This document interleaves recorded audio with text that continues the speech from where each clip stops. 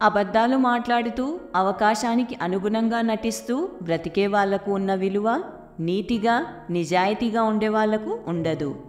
నిరూపించలేని నిజాలన్నీ అబద్ధాలు కావు, నమ్మగలిగే అబద్ధాలన్నీ నిజాలు కావు. ఏదైనా పరీక్షించవచ్చు, కానీ మనిషి సహనాన్ని పరీక్షించకూడదు. అది విలువైన బంధాలను దూరం చేస్తుంది.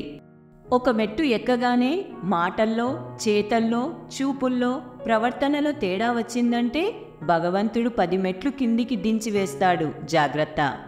ఒక స్త్రీ నవ్వినందుకు కురుక్షేత్రం జరిగింది. ఒక స్త్రీ శోకం లంకను దహించి వేసింది. స్త్రీ తలుచుకుంటే ఏదైనా చెయ్యగలదు. అమ్మలా అమృతం కురిపించగలదు. తలచుకుంటే తలరాతను మార్చగలదు. అదే స్త్రీలో గొప్పతనం. ఎవరైనా నిన్ను చిన్నచూపు చూస్తే చూడనివ్వు. అది వాళ్ళ ఆలోచన తీరు ఏంటో బయట పెడుతుంది తప్ప నువ్వు ఏమీ తక్కువ అవ్వవు. బాధ అయినా సంతోషమైనా ఒంటరిగానే అనుభవించడం నేర్చుకో. ఎందుకంటే మనం సంతోషంగా ఉన్నామని తెలిస్తే బయటికి నవ్వుతూ, లోపల ఓర్వలేని వారు మనం బాధలో ఉన్నామని తెలిస్తే బయటికి బాధ నటిస్తూ లోపల సంతోషపడేవారు చాలామంది ఉన్నారు. నిన్ను ఆకాశానికి ఎక్కించి నీలో అహంకారాన్ని నింపే విజయాల కన్నా నీ గర్వాన్ని అణచి దీనుడుగా చేసే నీ తప్పటడుగులే గొప్పవి. తలదించుకున్న ప్రతివాడు తగ్గినట్టు కాదు, తగ్గిన ప్రతివాడు చేతగానివాడు కాదు. కొందరు పరిస్థితులకు లొంగి తగ్గితే కొందరు బంధాలకు లొంగి తగ్గుతారు. తగ్గారు కదా అని తక్కువ చేసి చూడకండి. పరిస్థితులు ఎలాగైనా మారవచ్చు. పెంచుకుంటే పెరిగేది మమత ఒక్కటే, పంచుకుంటే తరిగేది బాధ ఒక్కటే. పెంచుకున్నా పంచుకున్నా మిగిలేది జ్ఞాపకం ఒక్కటే. జీవితంలో ఎవరికి ఎవరూ శాశ్వతం కాదు. ఉన్నన్ని రోజులు ఒకరికొకరు తోడుగా కలిసిమెలిసి సంతోషంగా బ్రతకటంలోనే ఉంది నిజమైన ఆనందం. నీ గురించి ఆలోచించే వాళ్ళ గురించి ఆలోచించడంలో తప్పు లేదు. కానీ నువ్వంటే కేవలం అవసరం మాత్రమే అయినప్పుడు వాళ్ళ గురించి ఆలోచించి ఉపయోగం లేదు. నీవు నీ శత్రువుని ద్వేషిస్తున్నావంటే నీ మీద అధికారం నీవే వారికి కల్పిస్తున్నట్టు.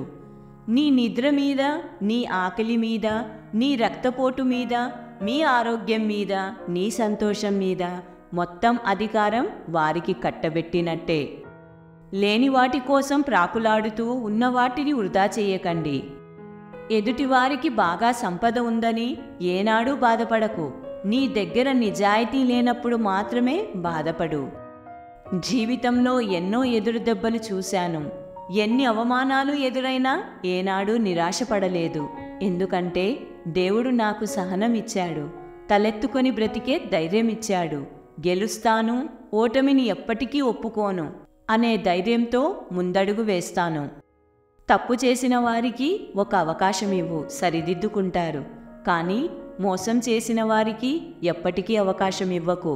జీవితంలో మర్చిపోలేని గాయాన్ని మిగులిస్తారు. గొడుగు వర్షాన్ని ఆపలేదు, కానీ మనం వర్షంలో తడవకుండా చేస్తుంది. ఆత్మవిశ్వాసం అనేది గెలుపును తీసుకొని రాదు, కానీ మనలో ఎటువంటి సవాళ్లనైనా ఎదుర్కొనే శక్తినిస్తుంది. మన మాటల్లో ఇష్టాన్ని, కళ్ళల్లో కష్టాన్ని తెలుసుకున్నవారే మనకు నిజమైన ఆత్మీయులు. సర్వం నీ మనసులోనే ఉంది, మంచైనా చెడైనా. అందుకే అక్కడి నుంచే నిన్ను నీవు రిపేర్ చేసుకో. కాలే కడుపుకి కష్టం విలువ, ఒంటరితనంలో బంధాల విలువ, అవకాశం చేజారినప్పుడే సమయం విలువ, చేతిలో చిల్లి గవ్వ లేనప్పుడే మనుషుల విలువ తెలుస్తాయి. మరణం కంటే పెద్ద శిక్ష ఏంటో తెలుసా? మనసు చంపుకొని బ్రతకడం. పుస్తకం గొప్పదనం అందులో ఉండే విషయం మీద ఆధారపడదు, అది మనకు అందించే ఆలోచన మీద ఆధారపడి ఉంటుంది. చివరి వరకు పోరాడగలిగే ధైర్యం ఉంటేనే ఎలాంటి పరిస్థితుల మధ్య అయినా విజయం సాధించవచ్చు. భయపడడం ఎప్పుడు మానేస్తామో అప్పుడే మన జీవితం మొదలైనట్లు. మనిషి ఎప్పుడైతే అధికంగా వినడం అలవాటు చేసుకుంటాడో అప్పుడే అధికంగా నేర్చుకుంటాడు. మూర్ఖులతో వాదన బోర్లించిన కుండపై నీళ్లు పోయడం లాంటిది. నీటిని ఎంత పోసినా చుక్క నీరు కూడా లోపలికి వెళ్ళదు. అలాగే మూర్ఖునితో ఎంతసేపు వాదించినా ఫలితం శూన్యం. వెనక్కి వెళ్ళి నీ గతాన్ని మార్చుకోలేకపోవచ్చు, కానీ ముందుకు వెళ్ళి నీ భవిష్యత్తును మార్చుకోవచ్చు. పైకి కనిపించే అలంకారానికన్నా లోపల ఉండే గుణం ముఖ్యం. విషం నిండిన బంగారు పాత్ర కన్నా తేనెతో నిండిన మట్టి కుండ ఎంతో విలువైనది. నిజమే, జ్ఞాపకాలు చాలా గమ్మత్తైనవి. కొన్నిసార్లు చెప్పలేని ఆనందాన్ని ఇస్తాయి, ఇంకొన్నిసార్లు ఎవరికీ చెప్పుకోలేని బాధని ఇస్తాయి. తల్లిదండ్రులు ఎలా పెంచారు అనేది ముఖ్యం కాదు, నువ్వెలా పెరిగావు అనేది ముఖ్యం. దానిపైనే నీ సంస్కారం, తెలివి ఆధారపడి ఉంటుంది. నువ్వే అంత, నువ్వెంత, మొదటిది అవసరమున్నప్పుడు చెప్పేది, రెండవది అవసరం తీరాక చెప్పేది. మనసుకు ఆశ ఎక్కువ, దేన్నైనా కావాలి అంటుంది. కాలానికి అనుభవం ఎక్కువ, ఎవరికి ఏది ఇవ్వాలో అదే ఇస్తుంది.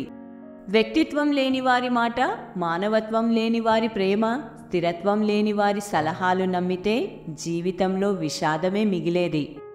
ఒక ఆలోచన నిన్ను నిద్రపోనివ్వలేదు అంటే అది నువ్వు సాధించాల్సిందైనా అయ్యుండాలి, లేదా నిన్ను బాధించేదైనా అయ్యుండాలి. జీవితంలో ప్రశాంతంగా ఉండాలంటే ఎవరి గురించి ఎక్కువగా తెలుసుకోకండి, మీ గురించి ఎవరికీ పూర్తిగా చెప్పకండి. ఇతిహాసం చెబుతుంది గతించిన రోజులు మంచివని, విజ్ఞాన శాస్త్రం చెప్తుంది రాబోయే రోజులు మంచివని, ధర్మం చెబుతుంది మనస్సు, బుద్ధి రెండూ మంచివైతే అన్ని రోజులు మంచివేనని. ఆశను వదులుకోవద్దు, ఉత్తమమైనదే దేవుడు మనకు ఇస్తాడు, విశ్వాసం ఉంచండి చాలు.